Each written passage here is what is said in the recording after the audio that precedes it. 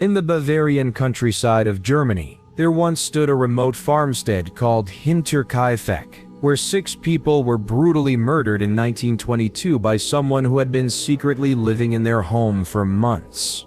What makes this case truly terrifying isn't just the unsolved nature of the murders. It's the overwhelming evidence that the killer remained in the house for days after the massacre, feeding the animals, eating meals, and sleeping in the beds of his victims. This is the story of Germany's most haunting unsolved crime, where the line between the living and the dead becomes impossibly blurred. The Hinterkaifeck farm was located in a desolate area about 70 kilometers north of Munich, so isolated that the nearest neighbor was over a kilometer away. The farmstead was home to the Gruber family. 63-year-old Andreas Gruber, his wife Kazilia, their daughter Victoria Gabriel, and her 2 children, 7-year-old Kazilia and 2-year-old Joseph. Also living at the farm was their new maid, Maria Baumgartner, who had started working there just hours before the murders occurred. The events that led to the Hinterkaifeck massacre began months before the actual killings, with a series of increasingly disturbing incidents that suggested someone was already living secretly on the property. Andreas Gruber had been finding strange footprints in the snow leading from the forest to his house, but no tracks leading away. He discovered that someone had been reading his newspapers, as they were found in different positions than where he had left them. Most unsettling of all, the family heard footsteps in the attic at night, but when they investigated, they found no one there.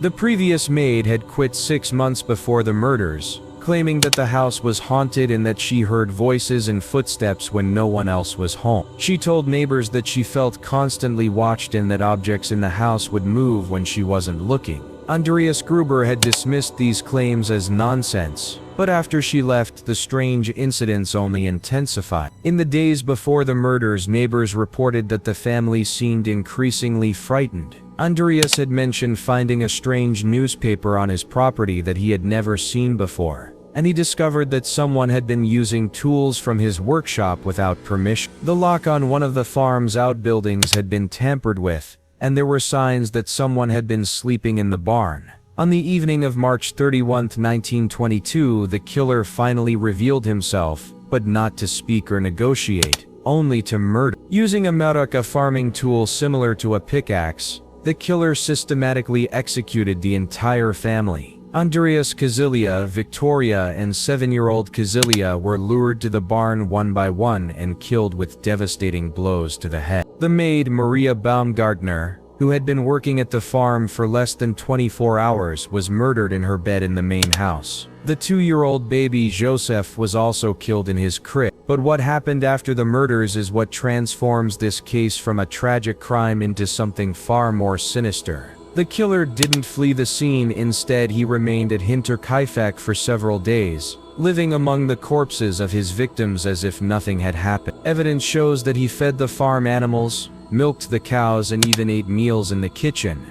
Smoke was seen rising from the farmhouse chimney for days after the murders, indicating that someone was keeping fires burning and living comfortably in the house. The bodies weren't discovered until April 4th, 4 days after the murders, when neighbors became concerned that the family hadn't been seen and no smoke was coming from the chimney anymore. When police arrived, they found a scene that defied comprehension. The bodies in the barn were neatly covered with hay and blankets, as if the killer had taken care to hide his victims. The house showed clear signs of recent habitation.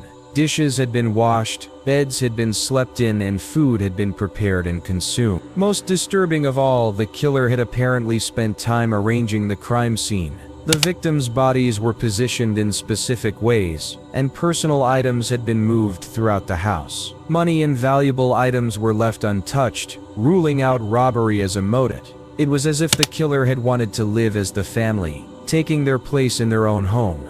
The police investigation that followed became one of the most extensive criminal investigations in German history. Over 100 people were questioned, and dozens of suspects were investigated, but no arrests were ever made. The evidence was overwhelming in its detail but pointed to no specific individual. Forensic examination revealed that the killer was likely left-handed, physically strong, and familiar with farming tools and rural life. Perhaps most puzzling was the discovery that the killer had intimate knowledge of the family's routines and the layout of their property. He knew exactly when to strike to catch each victim alone, and he had clearly been observing the family for an extended period. This suggested that the murderer was either someone known to the family or had been living secretly on the property for months, watching and planning. The investigation revealed several suspects, but none could be definitively connected to the crime. Victoria Gabriel's estranged husband was considered,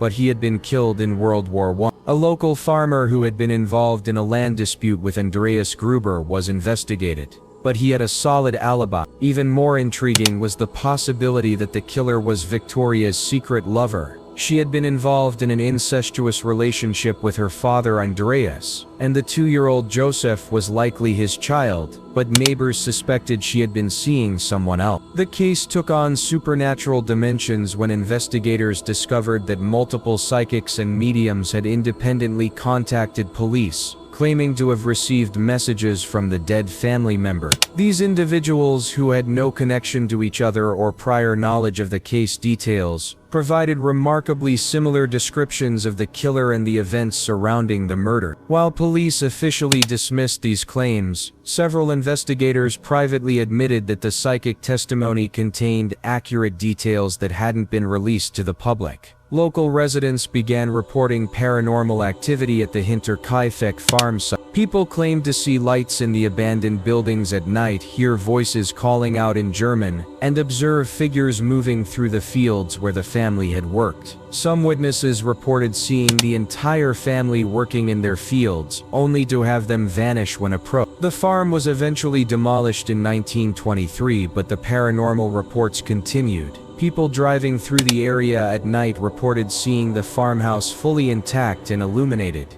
complete with figures moving in the window. When they returned during daylight to investigate, they found only an empty field where the buildings had once stood. Modern investigators have used advanced forensic techniques to re-examine evidence from the Hinterkaifeck murders, but the case remains unsolved. DNA analysis has been attempted on preserved evidence, but the samples are too degraded to provide useful results. Computer modeling of the crime scene has confirmed that the killer possessed detailed knowledge of the property and had likely been living there secretly for an extended period. The most disturbing theory to emerge from modern analysis is that the Hinterkaifeck killer may have been responsible for other unsolved murders in the region. Several similar cases occurred in Bavaria during the same time period, involving families killed with farming tools by someone who seemed to have intimate knowledge of their routines and property. If this theory is correct, the Hinterkaifeck massacre may have been just one incident in a series of killings by someone who specialized in infiltrating rural families and living among them before striking. Today, the location where Hinterkaifeck once stood remains one of the most haunted places in Germany. Paranormal investigators regularly visit the site, and many report experiencing unexplained phenomena. Sudden temperature drops, electronic equipment malfunctions, and the sensation of being watched by unseen eyes. Some visitors claim to hear the voices of children playing, the sounds of farm work being conducted, and the unmistakable noise of a mattock striking something solid. The Hinterkaifeck murders represent something far more terrifying than a simple crime. They suggest that the people we trust, the homes we consider safe, and the routines we depend on can all be infiltrated by someone with enough patience and malevolent intent. The killer who destroyed the Gruber family didn't just take their lives, he stole their identity, their home, and their peace, leaving behind a mystery that continues to haunt Germany more than a century later. The ghosts of Hinterkaifeck serve as a reminder that some crimes are so heinous and inexplicable that they transcend death itself, leaving echoes that can never be silenced or solved.